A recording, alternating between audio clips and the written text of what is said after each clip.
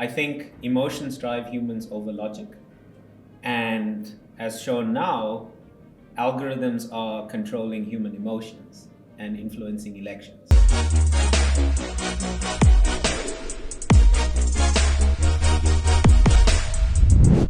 On this episode, we felt a mixture of excitement, shock, worry, and hope all at once.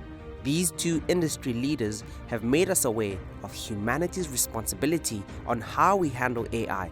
It is through love, enthusiasm, and dedication that they are both harnessing AI technology to produce novel solutions in edtech and manufacturing respectively. Let me introduce Ajit Gopalakrishnan and Juane Schutte. Thank you very much for coming. Jean, Ajit, we really appreciate it. Ajit is coming from Joburg. Really excited for you to come down here. Yanesh, thank you for being here again. Thanks, Goodall. So I guess maybe, Goodall, if you don't mind, let me kick off with why I think this conversation is so important. So I obviously work very closely with John from an Odin manufacturing perspective, and I work very closely with Ajit from an Odin education perspective. And the funny thing is, separately, I've had multiple conversations with both Ajit and Jean on AI and their opinions on AI and the opportunities and risks around AI. And we've had kind of very contrasting conversations around what is AI, the opportunities, etc., with both of them. So I thought it was a fantastic opportunity to bring them together and let's see if we can have a good conversation around AI. What is it? What are the opportunities? What are the risks? Because I think it's a really important question. It's not a conspiracy theory, as what a lot of people think it is. It is actually a reality that's with us right now, and I think we do have a responsibility to share our experiences with it and just spark the thinking and the talking around AI. Yeah. So maybe before we dive into the conversation, let's just give the guys an opportunity to give who they are, what they do, and how they landed up at Jendamark today. Maybe AJ, go first. Okay. So Jan calls me AJ. My friends call me AJ. So, how did I get here? By mistake, I think. Whose mistake? Well, a combination of factors, really. It's been such a journey, to get to this point. Odin Education has become, I would say, the best job that I've ever done, that I could imagine. I'm working in a very creative space, at sort of leading edge technology. And I found myself here, honestly, through a sort of random things that happened to me, things that I did. I come from a FMCG background, large corporate environment, where, to be honest, I felt quite constrained in terms of creativity and opportunities to kind of plot my own path, and then ultimately ended up here where we're in discovery mode, I think, in explore mode, and we're playing a lot and seeing what technology can bring. So very excited to be here in my role, but also in this conversation. So I had a bit of a meltdown in December. I will quite openly talk about that. Meltdown in terms of just worrying about the future. I have made peace with my worry. I don't think I've solved my worry. We'll get into that just now. It's amazing to see what's happening in terms of tech. I think we're in probably the most exciting period in human history in terms of rate of change. I think everyone agrees with that. Great conversation. Keen to be here. Thanks, guys. Cool. John? Just with that rate of change, I think there's so much opportunity that comes with that rate of change, right? It's an opportunity and a bunch of risks that come with it, and I'm so glad to be involved with this company, with this team, to realize these opportunities and tackle the world's problems with it. So, my background, I think to understand where I am today, I've got to actually go back and establish some context, which is that I was fortunately enough to get a bursary to go study in the States and get a degree in USA and play tennis with the skills that I had. My parents obviously sacrificed a ton for me to get those skills right.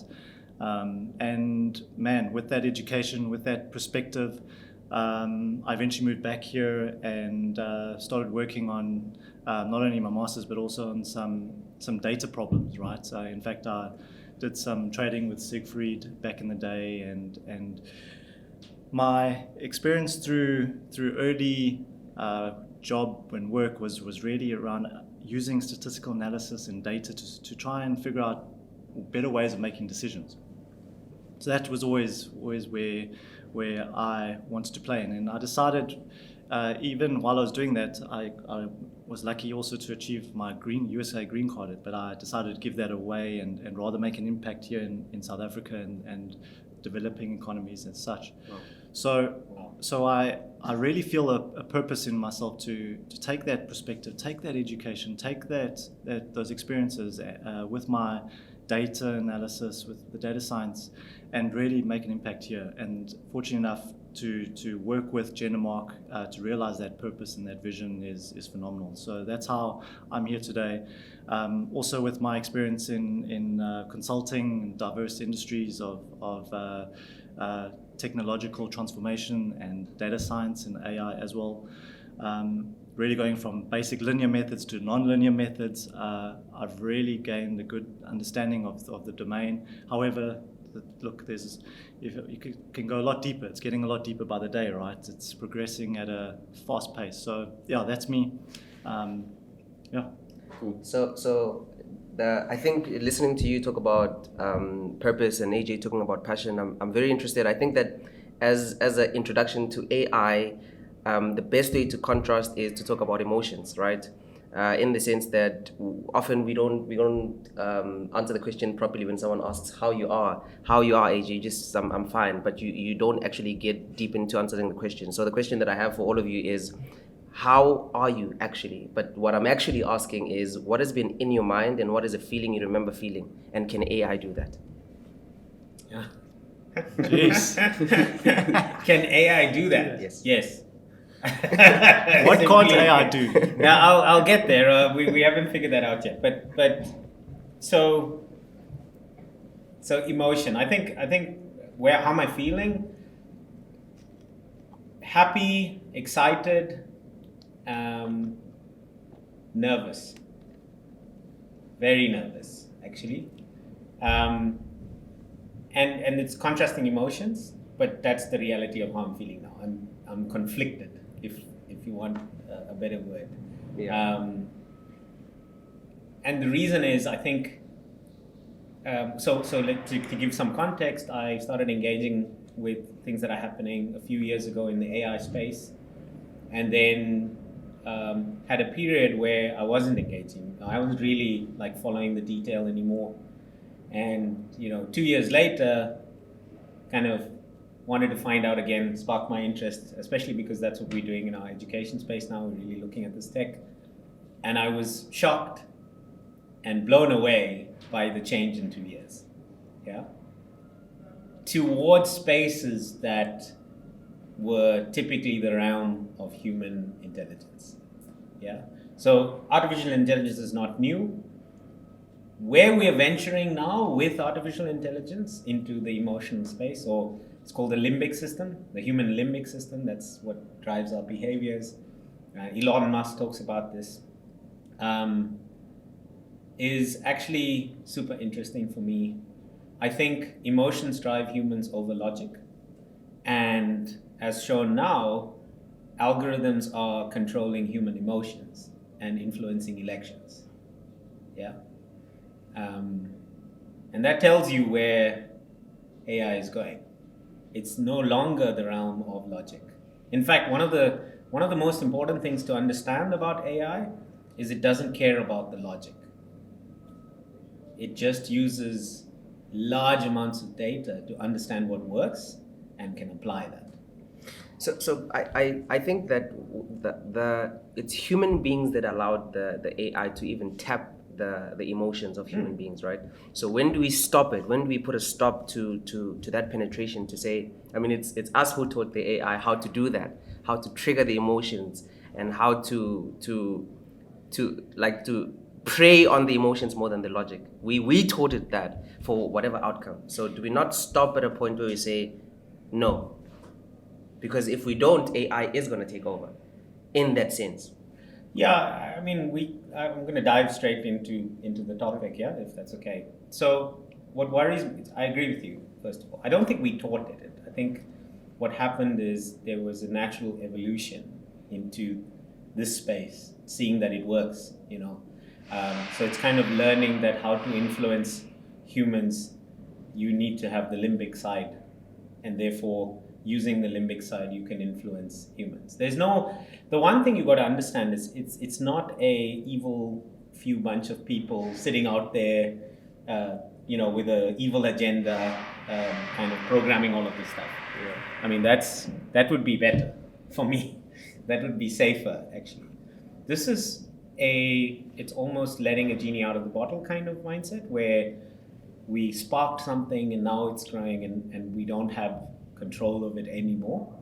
And I'll tell you why I believe this.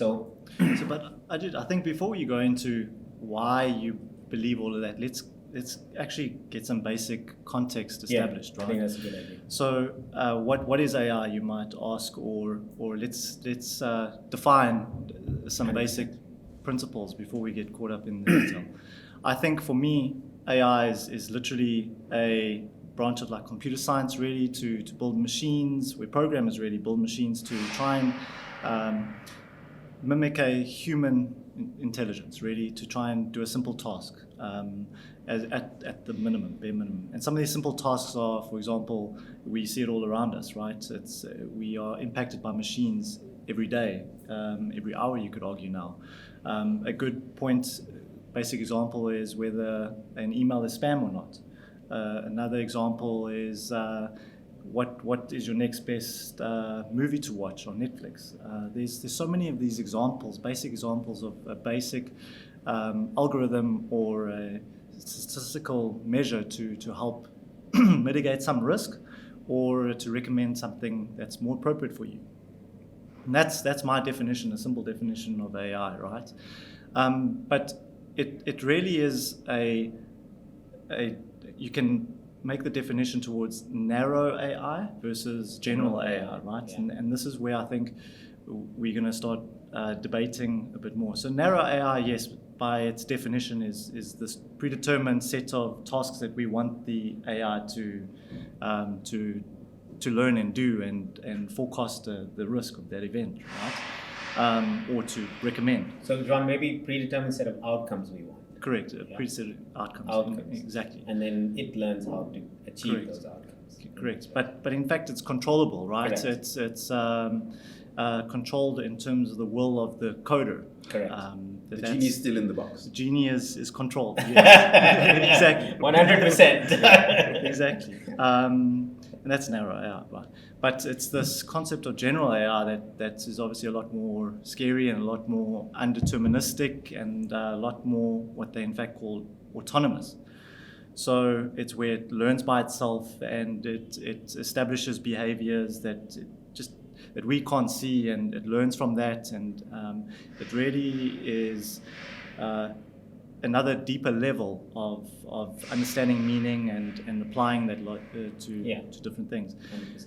Yeah, and what is very interesting is that a lot of the technologies like quantum computing, CRISPR, or gene editing, general AI, when you have this combination coming together, it can be quite undeterministic, and we're not in control anymore. Yeah. Because these things learn by themselves and replicate by itself, and therefore it's not deterministic, and that's the dangerous part. So I think it's 100%. So what the risk of moving from narrow AI to general AI is that, and maybe just to make it quite simple, right? So Facebook's algorithm is designed, so the narrow AI definition is to keep people on the platform. So simple as that. Okay? What the system and the algorithms then grew to was understanding that the more extreme the content, the more likely people were going to stay on the platform. So then what happens is the system then evolves to say, right, how do I make sure the content is more and more extreme all the time? Because the more extreme, so that's a secondary goal that the system determined based on the fact on the original goal. So the original goal, the human goal was clear, the business goal was clear. The how, it was self-determined by the AI. And then the outcome of that, the consequence of that second goal was polarizing society, right? Absolutely. So whilst we were deterministic on the original intention, it developed its own intentions as a result of driving the system. And this is a very simple example of where AI comes out of the box, and then we are at risk of seeing things that we never expected. And really, this is another thing that I think people don't understand is Facebook is not in control of the algorithm as much as you think they have. Sorry, AJ, maybe let's just take a few steps back. So let's just recap, right? I told you this is going to be... That's cool. Before you open another can of worms. Yeah. Because there's worms everywhere. and sorry, excuse me for being rude and pausing you, but again, just summarizing what John said, or creating the narrative of what John is saying is a basic description of narrow AI moving towards general AI. What I think would be interesting is you're talking about your conclusions. Sure. What I'd really like to share with everyone is the conversations we had in December where you were having your meltdown. Yeah. Okay.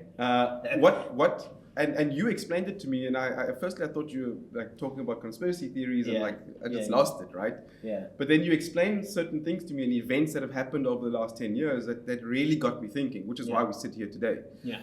So if you can remember, just explain to everybody what is your logic that you went through to get to the point where you were crying on my shoulders. Digitally crying on your shoulder. All right. So I think the kind of a key moment in history was 2016, where a program finally beat a human in this game called Go. Okay. There's a great documentary about this on YouTube. We'll put the links in the comments so you can. It's called AlphaGo, is the program name. And it was developed by this bunch called DeepMind, which is bought by Google. And essentially, they set out to develop a program that could beat the best human players in this game called Go. Now, Go is unique in terms of board games, is in that, like chess, it's a sort of it's meant for highly intelligent people, strategy, etc. But it is the possible combinations that you can play in Go. So there's only two types of pieces, or actually one type of piece, a black and a white piece for each player.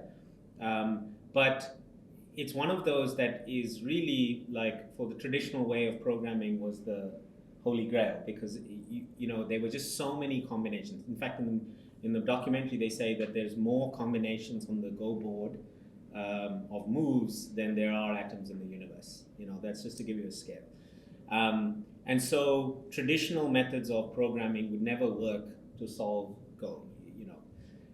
And so what DeepMind did is they developed deep neural network programming, and they modeled the human brain, and the system would learn sort of human intuition and would play sort of, advanced human intuition. And the documentary back in 2016 was ultimately how the computer could outplay the best player in the world, which they thought was maybe 20 years away. And by 2016, we had achieved this. So it's incredibly exciting from a technology perspective. The other thing that was unique about the program is it wasn't designed around Go alone. It could play any game. It just needed to know what the winning was look like and what losing was look like, and it would play it enough time to develop the skill that within a few hours could beat any human in the world. So that was back in 2016. Now, so as I said, I had learned about this in 2019 and I sort of understood what was happening. In December, I started to pick up what's been happening since. So AlphaGo won against one of the top human players 4-1 in the documentary. They then and it was built on a combination of hundreds of thousands of previously played games by humans that they downloaded, and then this program playing itself and learning technology. A few years later, they had developed AlphaZero, which they realized didn't need the human history learning, and just worked on itself playing the game and understanding how the game works. And so it created its own data. It created its own data. In fact, they realized that the human sort of training data set was a disadvantage, right? So it created its own training data set, and AlphaZero beat AlphaGo 100 games to 0. Okay? And then it played I forget the name, the leading chess program out there, and it wiped. So it's chess AI versus this AlphaZero AI, and AlphaZero wiped it. Yeah. So literally, they had now developed this program that could understand any basic set of rules and kind of wipe the floor with anything that was out there before. And also, very interestingly, when it started playing chess, the previous programs would again be built on what humans have learned through hundreds of years of playing chess and kind of some of the sort of grandmaster strategies that grandmaster will talk about. And what AlphaZero proved was that there were better ways to do this. Even so, the sum total of human history on playing chess, hundreds of years, was corrected by this program within 4 hours. Oh, by the way, it trained for 4 hours before beating the leading chess game. And it beat it like, I think it was 100 games, and it won 60 times. There was 40 draws. So it literally didn't lose against this. So that was like a big step, and I was like, wow, that's happened. But already that wasn't the end. So what they then did was take this AlphaZero, develop the technology further, and played StarCraft. Now, those of you who've played StarCraft know that it's a highly complex game. There's many strategic moves that you can make, and they created this program called AlphaStar, which is essentially a war games program, like it's war strategy. And then they brought the biggest, the top AlphaStar players they could find, and these guys are unique people. Like, you should see them on the board. They're like they're hit lightning quick on the lightning. They're just sitting there for hours going like this, like this, and moving armies here, developing, mining this. This is how the StarCraft works. And they had to slow the program down because they had to match the click rate of the fastest humans on this program. And it wiped the top players 5-0 on a strategic war games program that it had just learned in terms of how to do it. And this is not Go. Go has two pieces and one type of move.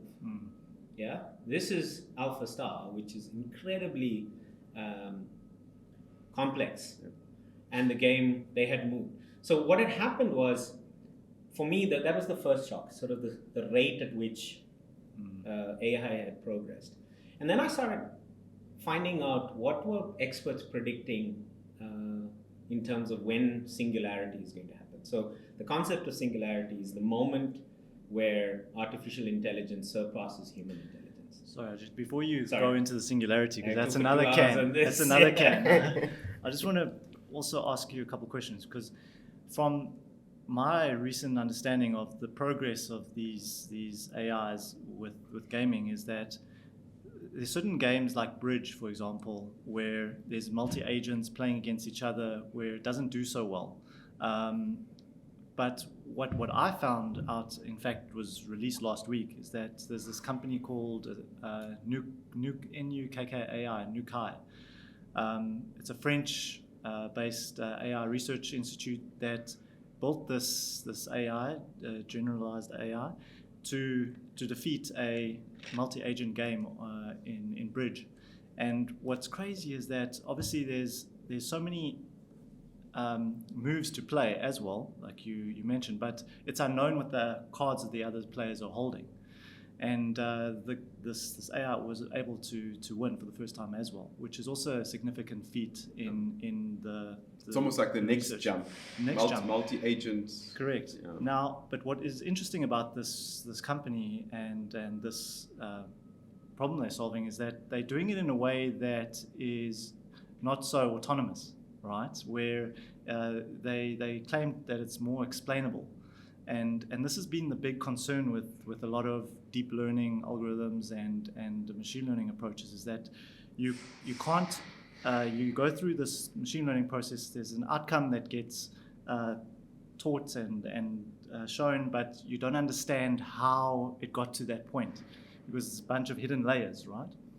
But explainable AI helps that process helps the end user, like humans, to understand why the machine made that certain decision.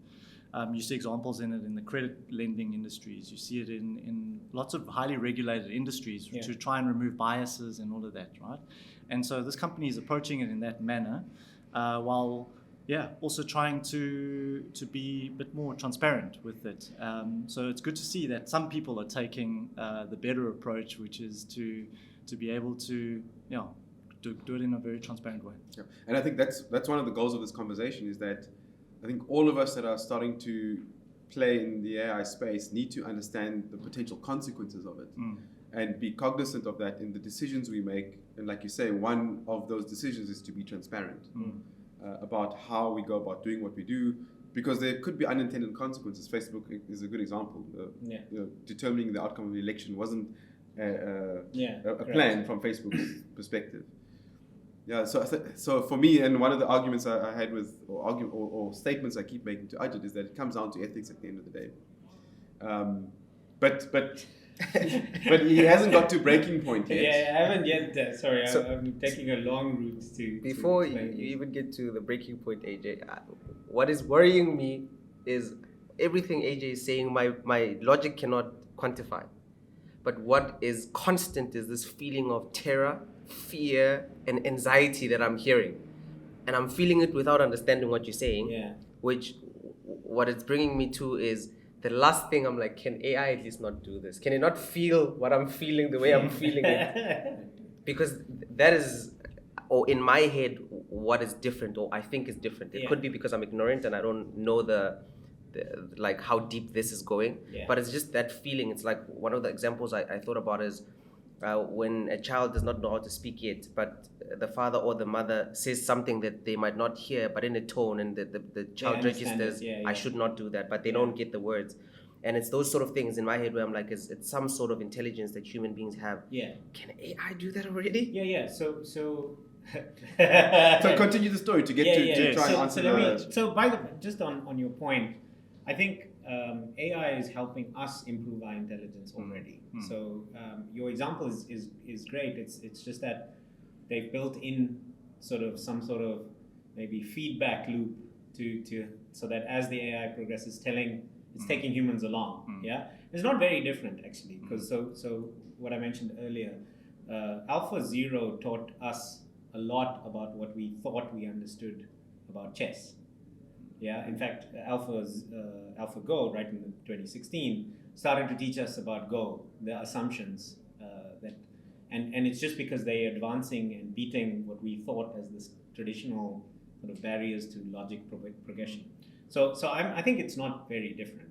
I think actually it's similar. They're just taking it slower so that there's that constant. But I think there is a difference though. What John has described is that it's an intentional outcome, is to take us along. It was an outcome for Go, for sure. But it wasn't intentional. Sure. So I think that's a very important point. I don't think it should be taken glossed for granted. over. Okay. Facebook is a good example. Again, it was not intentional. Look, I think AI is incredible in that it can unpack stuff and make it understandable at a human level. for sure.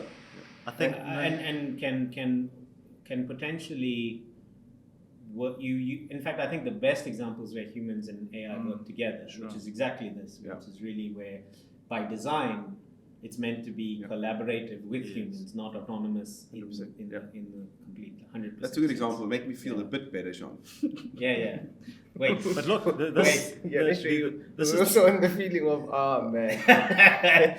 wait. So wait. Goodwill makes a great point. Like, I mean, there is a sort of many levels of intuition, but I think the biggest sort of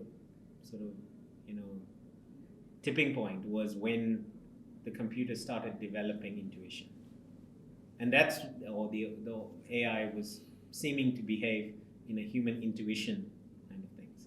Like you say, the child picks up certain things, feels a certain way, and back in 2016, if you asked a Go player, why did you make this move, they make this point very importantly in the documentary. Sometimes they can't explain it. Yeah, they just say it felt right.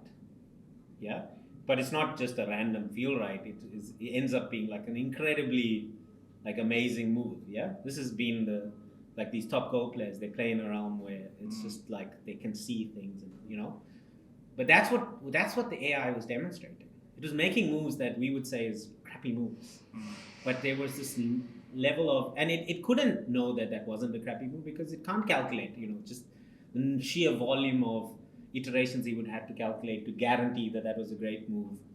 Also, it didn't have. But somehow it was demonstrating that human intuition. Not somehow, but in fact, the programs are built on the human brain. How we have neural networks. It's designed around how our brains work, and it was showing that what was previously unique to humans, the ability to have intuition, gut feel, that kind of thing. That's what it was demonstrating. So in 2020, I'm trying to make another point on, I probably don't have the right words to describe this thing, but it's some intelligence of some sort. So in 2020, beginning of lockdown, what I would do is I would watch Netflix a lot. But every time I'd watch Netflix, before I'd write on my journal. I'd journal every time I watch something. So what would end up happening, and I think everybody feels this on Netflix, you scroll so much that you end up leaving. Yeah. And their suggestions are there and everything is there. So I would write. So my intention was to observe myself in 30 days and find out how I was thinking. Yeah. So what I started realizing is that all the movies that I was watching I was chasing a feeling that I had felt. So think like Men 2, when I first watched it, there was a particular feeling that I wanted to get. But every time the movies that I was looking for, I could not find that feeling that I wanted. So then I leave. Yeah. And then I'd rather watch, it turned out that I was watching the same movies. All the movies I watched were movies I've seen, nothing new. So then I started searching, it was a marketing thing. But it turned out that people want a familiar surprise. Like they want to see the same thing. So it's exactly that. I don't have the right words, but it's something that they've seen before. They don't want it to be too unseen because then they can't relate, but they don't want it to be too familiar because then it's boring. So it has to be in the sweet spot between I don't know, but I know it. 100%. And so my thing again is those suggestions. So when I came into this conversation, I was like, this is my biggest point. AI is giving me those suggestions. I don't want to see them because in my head, what AI is doing is watching Think Like a Man. It's like, okay, Tyler Perry, this kind of film, blah, blah, blah, suggest that. And every suggestion it's ever made, I've always never watched it. So much so that I've stopped watching Netflix altogether. But connect the data from Facebook, your YouTube account, what you shop, where you shop, your locations into the Netflix algorithm. It will start to know more about what you want to feel. That is the scary thing for me. So just let me tell you something super interesting about the way Netflix does this, right? So Netflix has collaborative machine learning as their core, which is super interesting. They don't try to figure you out. What they try to do is find someone out there that behaves like you. Yeah. And then they watch what that person watched next. I mean, this is very it's dumbed down. Even that's because I could only understand it at this level, to be honest. But what the algorithm does is try and find your doppelganger out there, your equivalent, your twin, and then uses what your twin does to then predict what you would do. Yeah. But that's a great. I mean, what you're talking about now is a great example of how you are you were fighting against, sort of just doing it blindly. But remember, you've now become a data point for Netflix. So it saw what you did in that you stopped watching it. Now trust me, the algorithm, as we speak, is working on saying, right, how do I get a goodwill type person back into the fold? What's your take, John? Well, look, there's many example of these recommenders and, Sorry, and it feels like there's a person who died. Like the feeling is just so. I haven't even got to. We haven't even got to break point yet, and we're like already. I'm already breaking. maybe that's a good point to move into that singularity conversation, right? Because we think we're in control of the technology, and like my point earlier was, we are now approaching a series of technologies coming together that will actually, in fact, make it uncontrollable quicker than what we think. So it is quite an exciting road ahead. Let's say that. Why do you say it with such a smile? Because really, it's about it's like any tool, as we know, right? It can be used for good, it can be used for bad. It's in the hands of the human and the species that is the human race, and we've made mistakes in the past, right? We certainly haven't agreed on lots of principles on how to live in this world, and as a result, we've certainly gone off track. There's been a lot of bad, but there's been a lot of good stories that we can be proud of at the same time. So it's about taking those good stories and helping train the algorithm with that kind of data, with that kind of philosophy in mind that we have to go forward with. But I don't want to go into the solution mode just yet. Let's step back into the problem and talk more about where we are heading toward before we do that. Before we go back to AJ, the whole idea of good and bad is also a moral thing, right? But it was somehow coincided by people, because then it's relative. It differs for different cultures, different people. Sure. So the whole thing of good and evil, or which is now tapping into religion and belief and all of that stuff, my thing, which would be a good thing, can AI be objective and be an absolute truth, and not beyond the borderline of I believe it's the truth? Can it be the truth, autonomous of belief? No. It's a deep question.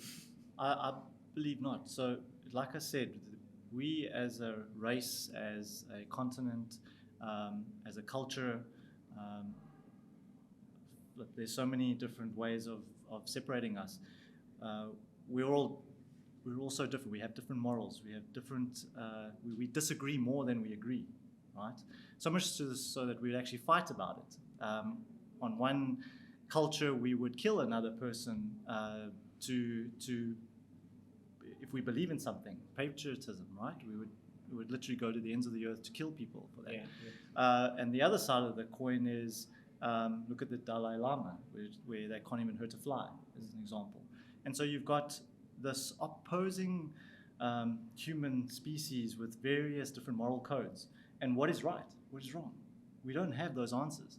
But I think what we can do is maybe refer to some futurists or to some smarter minds out there to help us guide through this moral dilemma. Mo Gaudat, for example, his philosophy is that we have kind of maybe three basic human priorities in our lives that guide us, right? We all want to be loved, right?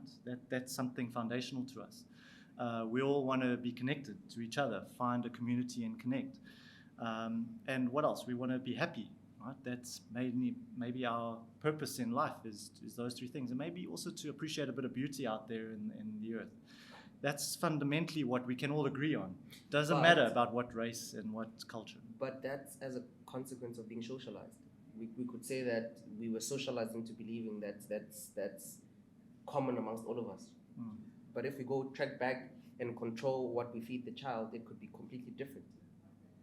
So but obviously it's the data we feed the AI now, based on where we are now. Yes. Because obviously the AI is learning. Imagine this, I don't know, this thing that's now watching us and learning, right?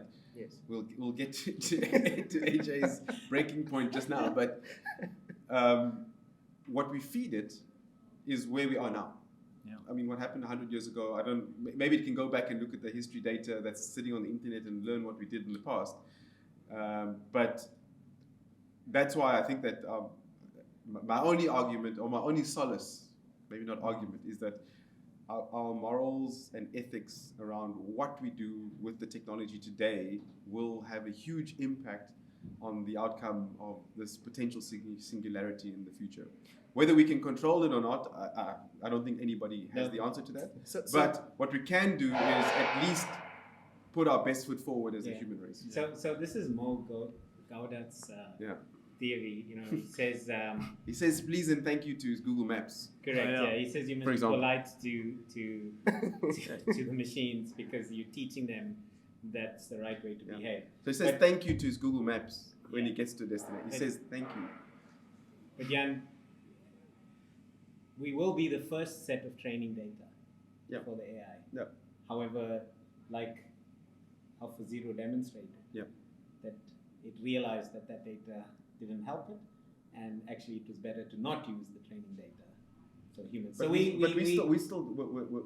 we're giving AlphaGo the outcome. Yeah, and AlphaZero beat. Yeah. So AlphaGo used human training data. 100 years of Go playing, human data. Mm-hmm. AlphaZero realized, there was a better way. That actually the human data was holding it back. Yes. And so it doesn't have human training. But we still determine what the outcome of AlphaZero is. Correct, which is why we're not at singularity right now. But let's get to your point about controlling the outcome, right? It's not that it can't be only that. A good example is maybe this will support AJ's point. Think of climate change. We know that's a real problem, right? If you use thousands of years of data set to say that this is the problem, this is where we're heading, we've got to solve for climate change. You could argue that we're the problem, as human species. We need to be eradicated to actually save the climate, right? So we want to preserve that outcome, but at what risk and at what cost? Yeah, and you determine the rules, right?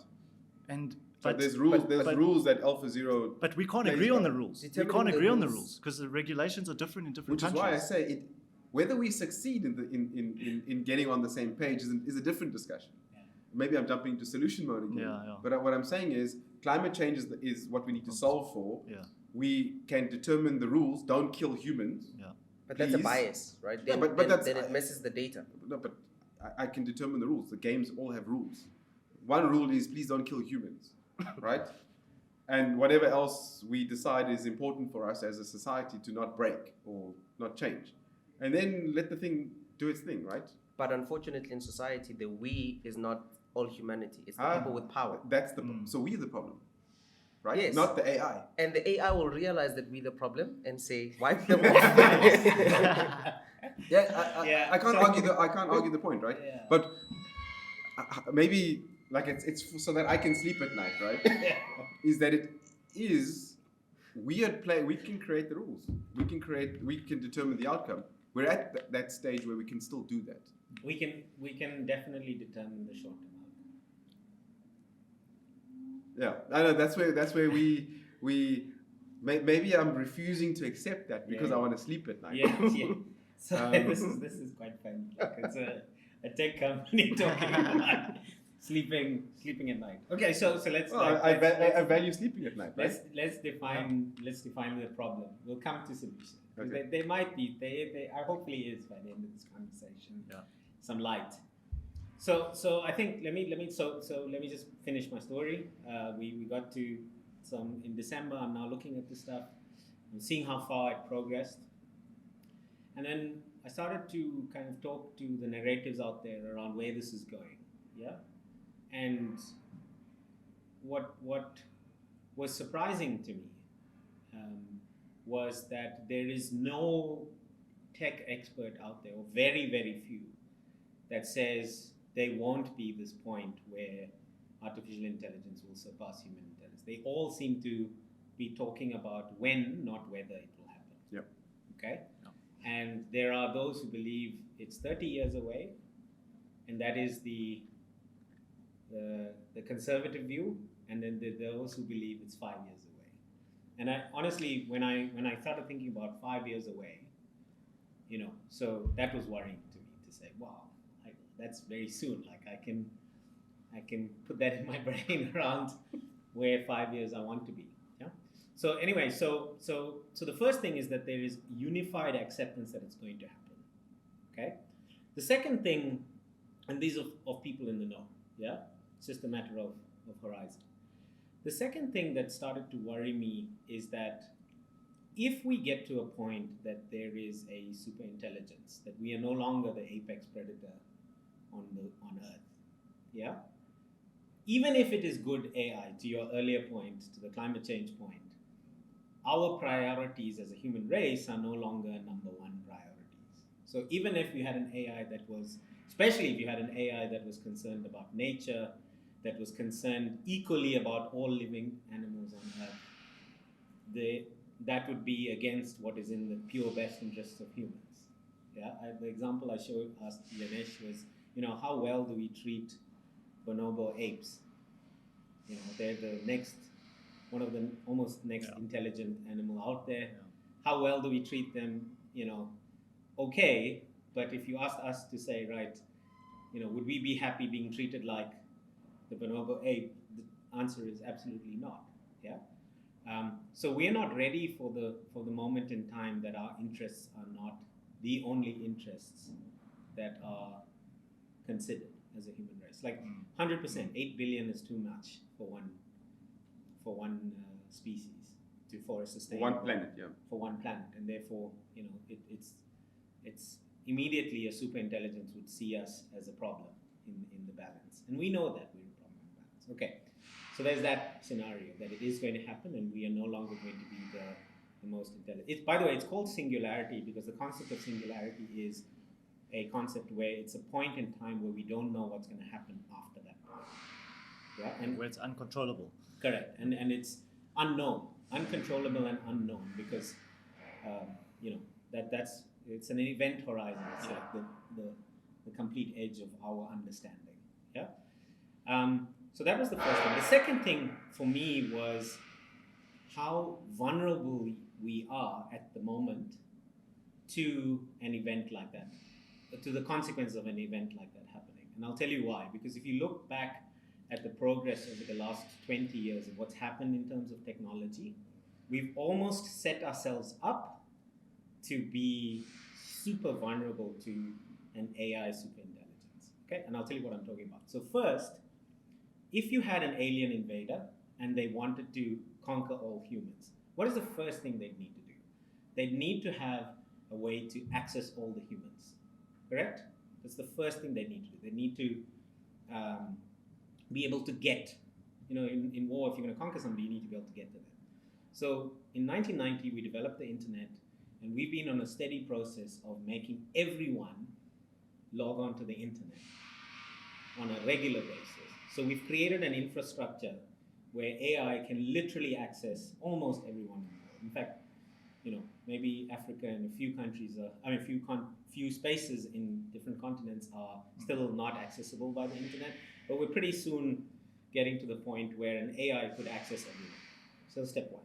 Step two, the intelligence would need the sum of human knowledge, yeah, in order to be able to understand us, right? So we need the full sum of human knowledge for that. If you're going to attack a country, you want to know everything about them, right?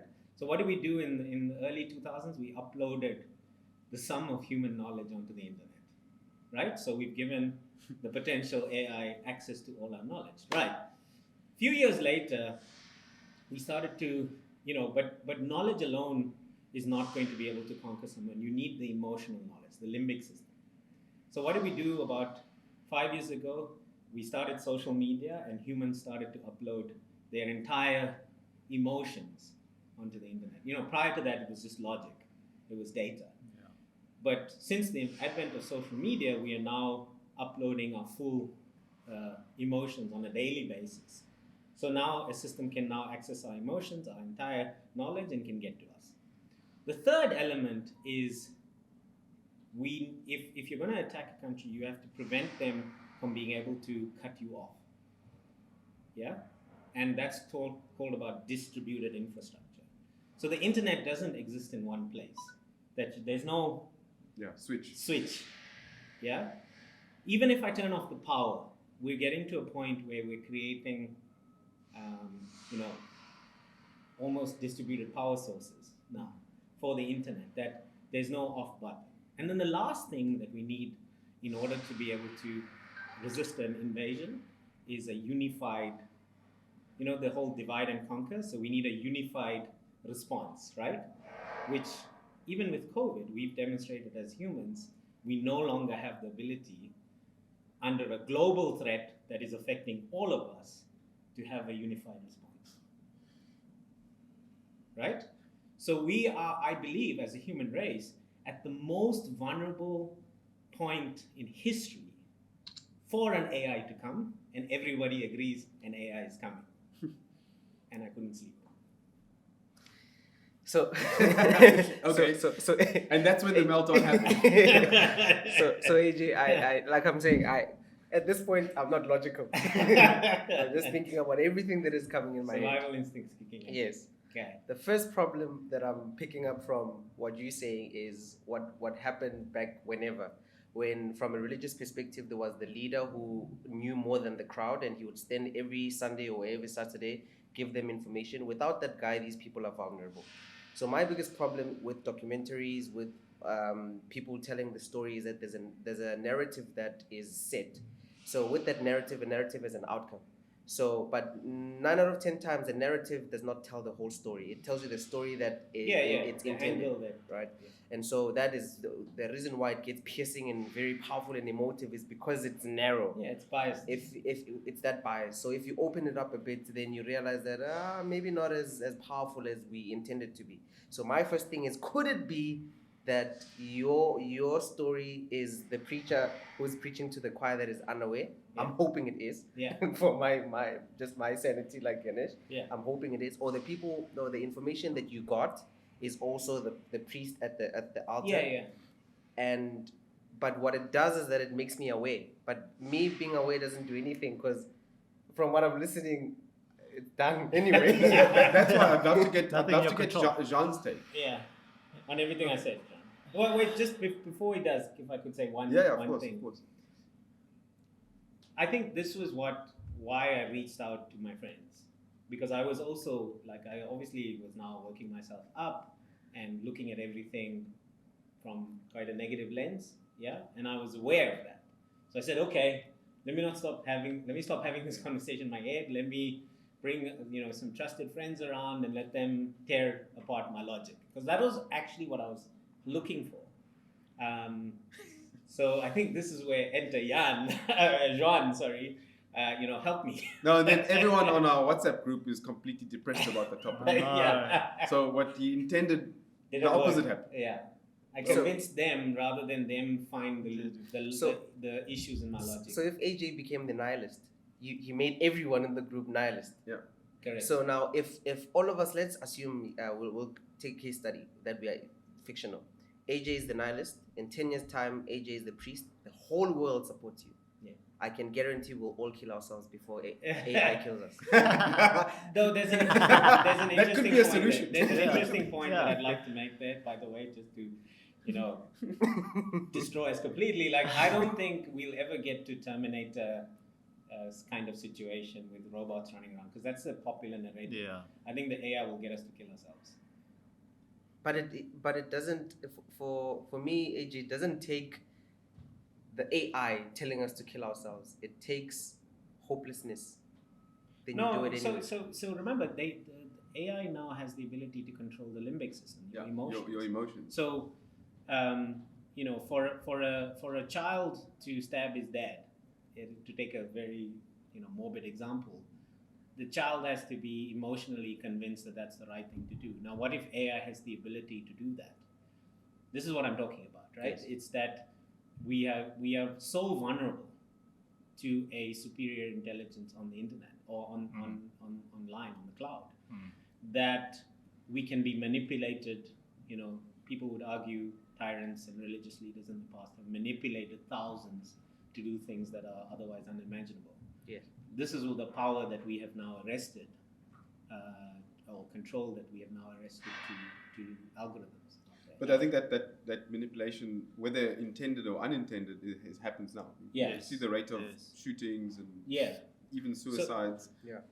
based off a feeling that's created from your smartphone. Right? Yeah. So the fine point. This is the last defense I have against you. No, AJ. but the point, I just want to say, I have no agenda to convince everyone that this is happening. I'm trying to be as much of a discoverer based on logic that I'm seeing. He actually started looking for somebody to discount his argument, Correct. right? So it's not like a religious leader who has an agenda to have everyone under their control. And I'm saying, with due respect, fake religious leaders. Yeah, this is not my agenda. In fact, I work in AI and I promote the good use of this technology. I just see a coming danger that I want us to work towards to avoid, and I yet have not found something that withstands my logical interpretation. That keeps me Ask going. the AI. Correct. Yeah. So the Sorry, good man. I So really I'm on want- your I really- side. That's what I want to say. Yeah, we're all on the same side. Yeah, That's clear. we're human. I really want to get John's take on this. Yeah, I'm desperate, John. Help us. Look, man, 2-3 years ago, I had a certain set of assumptions and opinions on where it was growing and how the industry was changing. And it was coming from a context of how these decision support systems are getting better and more accurate and getting able to learn more and compute faster and multiple scenarios, millions of scenarios, and help us be more accurate in our next decision. That was 2 or 3 years ago. But technology really has in the AI space, has certainly radically changed over the last number of years. And in fact, it's become exponential, as we're seeing. And when I look back at my assumptions then and now, it's vastly changed. And I think that's the point of why we're sitting here, is we all need to realize and step back that actually there's a massive trend that's happening here that we can't understand, that this technology is in its infancy, but it's growing at such a rapid pace that it might be uncontrollable at some point in time. And while you might argue some other technologies have been uncontrollable and we've eventually got control of it, this is different. This is more autonomous technology, right? Like I mentioned before. So my opinion and assumptions have certainly changed as a result with the latest developments in Zero and in the bridge game winnings and all of these examples out there. What gives me peace of mind is that there will be some opportunities within the race to make a better AI and to make a more appropriate one that we can all live in human species together in harmony with. And we have to it's up to each one of us, right? It's not up to the regulators, it's not up to the powers in charge to do that for us. We have the power to. And I'm speaking now to our audience, and we all have the power to really impact that AI for the good of humanity. We're in control. So we have to be more kinder to each other. We have to show happiness towards each other. We have to show that love and commitment that transcends across our cultures for the AI to learn how to live with us. And yes, we're probably 10 to 30 years away. I agree with that. I don't have any things, but I know for a fact that the moment I put my biases into the algorithm, it's going to eventually go bad for a certain control group or a certain group of people eventually. So there's trade-offs, right? But what we all have to do is really find a way to keep humans in the loop while still allowing the AI to be autonomous, working toward solving problems that we can't even ever dream of, and making this place even better than what we want. So yeah, it's tough, but exciting. Juane, I was hoping for like, AJ, your logic is dead. We'll be fine. So I think maybe there is a opportunity in that before we get to singularity, we are going to have a few years of superhuman, augmented humans. Yeah. So humans collaborating with AI that makes the net, much more powerful than we've ever been. Yeah.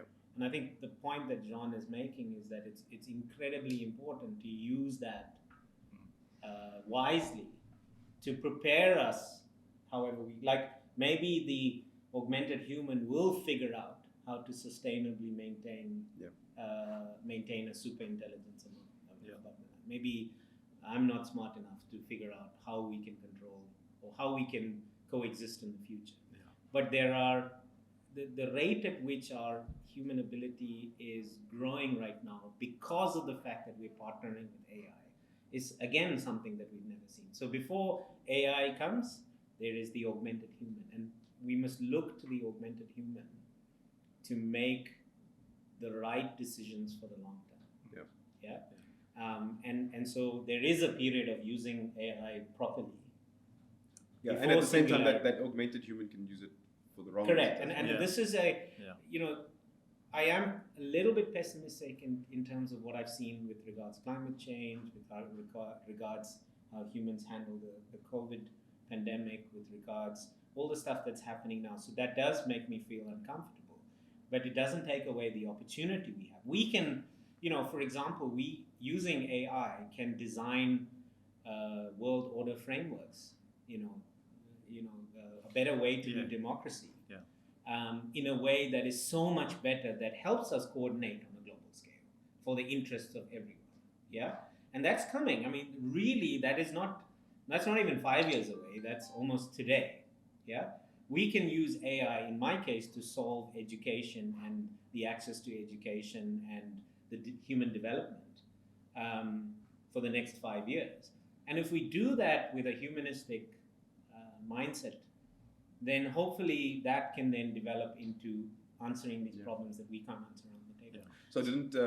So that is the little a little bit of hope that I have, and what's making me sleep now. It means that I'm not going to put my head in the sand about AI. I'm going to get involved, and I'm going to direct it towards solving the problems that we have, and hoping that will also help us solve this problem that we don't know. So didn't Elon Musk on his first Joe Rogan podcast talk about how he's afraid about singularity, and then his second podcast, maybe he was high because I think he was smoking a joint. Maybe we should be smoking a joint. maybe one we thing should. missing in this podcast. In the second podcast, he says he's accepted it now. Singularity is coming. He's going to work with it. That was actually, at the time it was quite depressing, because I was like, Elon Musk was one of the big proponents of saying what we were thinking, and his answer was, well, Joe Rogan asked him, are you not worried about it anymore? He's like, I've accepted that it's going to happen, so there's no point in worrying about it, which wasn't very reassuring at the time. But again, I think the fact that we've identified these problems, and that we are at a point in time where we've never been so empowered to solve these problems. That combination is very good. It is up to humans to do the right thing. Can't rely on humans, AJ. Unfortunately, that's all we have. We've proven in the past many years that we are not reliable. But I think that the augmented human might become more. But then he becomes the savior, right? And in all religions, the savior is the Jesus or the Buddha. Then we're doing the same thing again. No, just on that, by the way, there is so Mo Gauda talks about this, right? That he believes that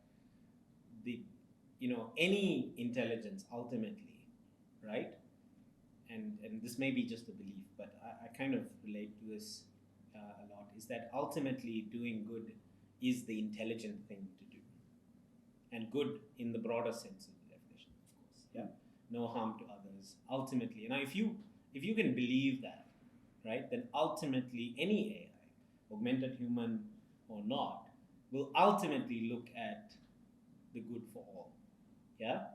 And Mo Godard says that the problem is the teenage years of the AI. Yeah? So it's an infancy where we're in control. The teenage years where it's not sure and it's figuring out. It's rebellious. Is the years to worry. Because there could be, in that definition, there's light at the end of the tunnel. That as humans, we hope that as humans get smarter, that we will treat each other better.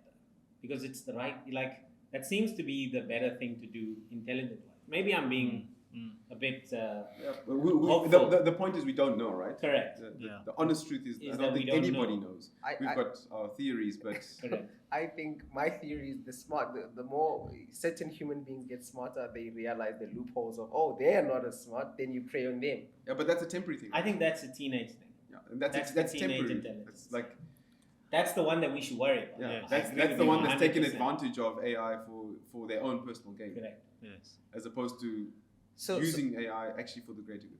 Yeah. So in the world as it's structured is all of us are in teenage mode because the people that are controlling us are on that thing. Yeah, correct. Yeah, exactly. And 100% we need to get out of that. We need to see, is it? I think this lady called Katie Mack, who's an astrologist. She spoke about how insignificant our boundaries are from space. Like our country boundaries are from space. And the point that she's making is that, when you really think about the bigger picture, everything that you worry about today seems petty. The borders of Ukraine, is it, like these human agendas at the moment.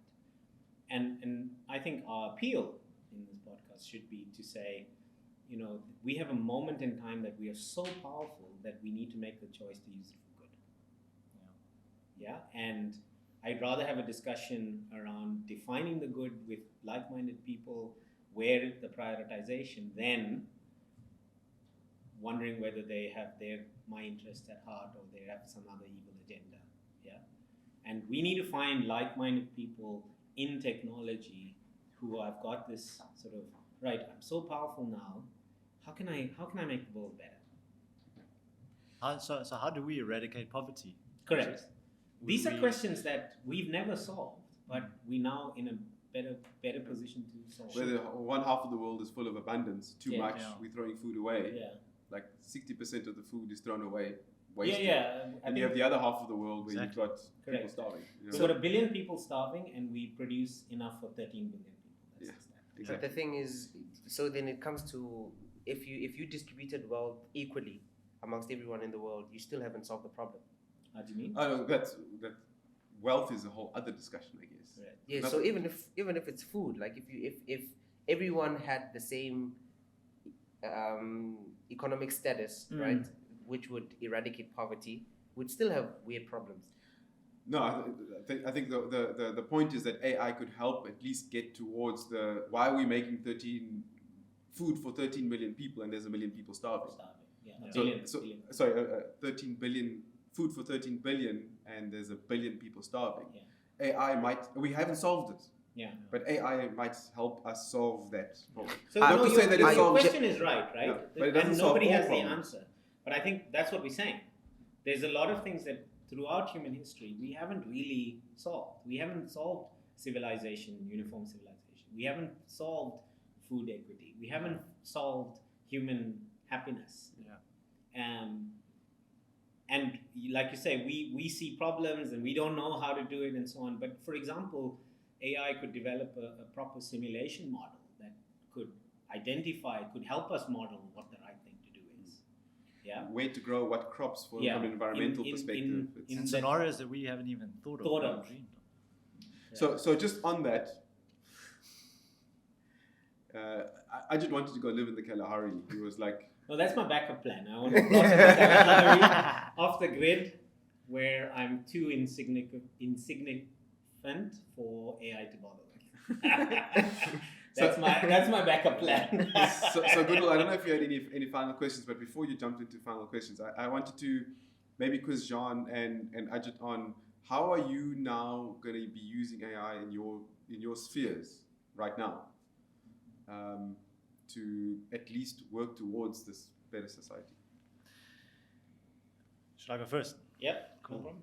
So, within Odin manufacturing, Yanesh, as you're well aware of, we believe that this developing world that we work in, all the way here from South Africa, we have a massive supply of labor, right? We have, I think, what is the latest stat in unemployment? It's sitting at 76%. 30, 76% youth unemployment in South Africa. I mean, that is a very scary stat, but in fact, that is such an opportunity for digitalization, for clever ways of connecting people to do more advanced types of value-added services to each other, to exchange commerce, to move goods around, to add to value-adding assembly processes from a manufacturing point of view. There is from a climate change point of view and an environmental point of view, there's so many problems that we can solve with this labor force and young millennial mindset. It's a massive opportunity, and I'm really hoping that we can go on this journey of focusing on this bottom-up entrepreneurship concept where we get young engineers, young talented people to create their own wealth, their own businesses, impacting manufacturing, impacting industry, and get them involved in the economy. And with the technologies that we're creating in Odin manufacturing, we really accelerate that. We help a semi-skilled person do an advanced assembly process for multiple difficult products at the same time on the same production line.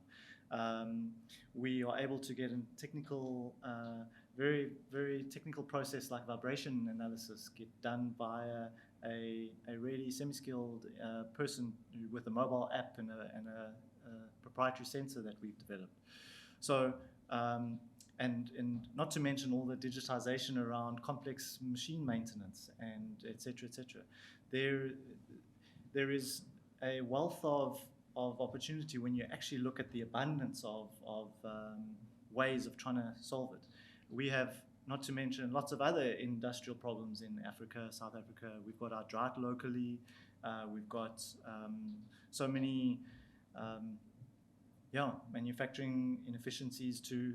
And we really want to work with industries, want to work with young talented people that want to solve these problems together with the mindset that we're going to first digitize, that we're going to get connected in this this ecosystem and start adding value to the economy.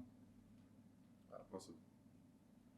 Yeah, look, I mean, this is why we love working here, because I think we at our core have a human agenda. We're a tech company with a human agenda. And Juane, you focus on empowerment through active workplace or work environment, and I focus on discovering children's talent and unlocking it. And I think we no longer have to rely on traditional education or traditional education systems to unlock the potential of our youth. We sit here because we recognize it's not actually how cool the technology is, but how amazing the opportunity in the people in South Africa, in the developing world, are and what they can do. So we operate in the augmented human space and we realize the potential. I mean, just in my space, if I can give children out there access to the right learning at the right time, to the right individual who has that aptitude interest, can you imagine? I'm excited about what that kid can do with that opportunity, and technology is making that so much easier to do. So we are trying to revolutionize. Juane is trying to revolutionize the workspace at a human level. I'm trying to revolutionize the education space at a human level. Both of us are doing it because we believe in the human potential. And AI to help with that. Correct. Yeah. Awesome. John, thank you very much. Ajit, thank you very much for coming. I have terror, I have anxiety, but I have hope in the fact that the people that are leading the industry at least are starting to awaken to the idea that they don't know and they're trying to do good for all of us. So with that being said, can I ask about your legacy personally? What do you want to be remembered for? But most specifically, if I was your son, Houghton, and you were not here anymore, what would you want him to say about you? And the same for you, Juan. Oh, great question. So I have a saying, I say it a lot: I want to make a difference or die trying. 50 Cent. Yeah, and for me, Gautam should say he made a difference. I'm a work in progress. I will always be. I'll tell my kids that. They need to always understand that. We don't have all the answers, but we are going to make our hardest efforts to make some sort of impact that is beyond my legacy, my children's legacy, and that it's sustainable for many a generation. Awesome. Will Smith said I also want to be a work in progress in his apology too. Really? What you should have done is Just don't slap me. no. What you should have done is come across the table,